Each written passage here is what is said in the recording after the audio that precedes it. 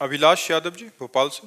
राधे राधे महाराज जी। राधे राधे महाराज जी। महाराज जी, पिछले एक वर्ष में जब से आपका सत्संग सुना है, श्री जी की कृपा से 1,54,00,000 नाम जप हो गया महाराज जी, जिसमें मुझे परोपकार की भावना उत्पन्न हो रही है महाराज जी। अभी इनका कहना था कि जैसे कोई दीनहीन या किसको देखता हूँ तो अपना भजन दे देता हूँ कि मेरा इतना भजन उनको दे दो। तो महाराज जी, ऐसा करने से भजन नष्ट हो? नहीं, पहले तो अपने लक्ष्य तक पहुंचो पहले, नहीं तो बीच में ही लुट जाओगे। भगवत प्राप्ति जब तक ना हो, अब तुम्हारे को प्रक्रिया बदलनी चाहिए। जो भजन करो वो भगवान को समर्पित करो, जो भजन करो वो भगवान को समर्पित करो। जिसको दीन दुखी देखो तो तन से धन से सुख पहुंचाने की चेष्टा करो और मन से भावना करो, भगवान आप तो परम उदार हो, आप इसे ठीक कर दो। भजन भगवान को दो, प्रार्थना भगवान से करो।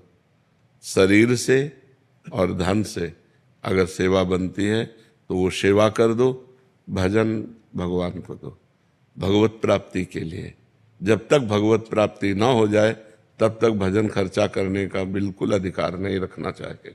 महाराज जी, उस समय मन बहुत द्रवित हो जाता है, तो तन से सेवा कर दो और मन से प्रार्थना कर दो।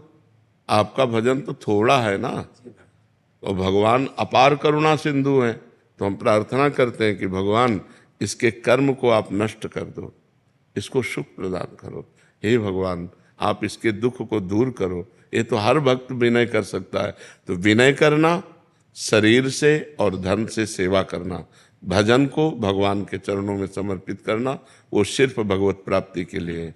हमारा जन्म साधन धाम मोक्ष कर द्वारा, हम भगवत प्राप्ति के लिए भजन करते हैं।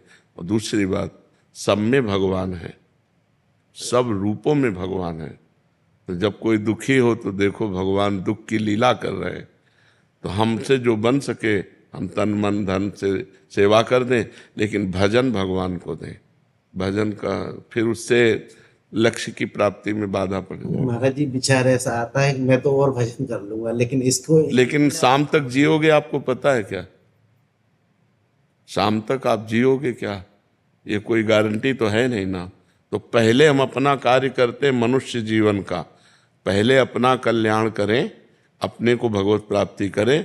तो जब आप भगवत प्राप्त हो जाओगे तो वासुदेवा सर्वम, कोई जीव बचा ही नहीं, सब भगवान ही है। यही अनुभव हो जाएगा। सिय राम में सब जग जानी। तो नाटक मंच पर दुख सुख का नाटक कर रहा है, वस्तुतः वो परमात्मा है, ऐसा ज्ञान हो गया तो ये वृत्ति भी चली जाएगी। समझ रहे ना? असलियत में, परमार्थ में पहले तुम चढ़ो, तुम अध्यात्म को प्राप्त हो। तो जब तुम्हारा चश्मा बदलेगा तो सर्वम खलमिदम ब्रह्म, सब ब्रह्म विराजमान है। तो दुख सुख का कोई खेले नहीं है। माया में दुख सुख है। जैसे स्वप्न में दुख सुख होता है तो जागृत में मिट जाता है, ऐसे ही जागृत का दुख सुख ज्ञान में मिट जाता है।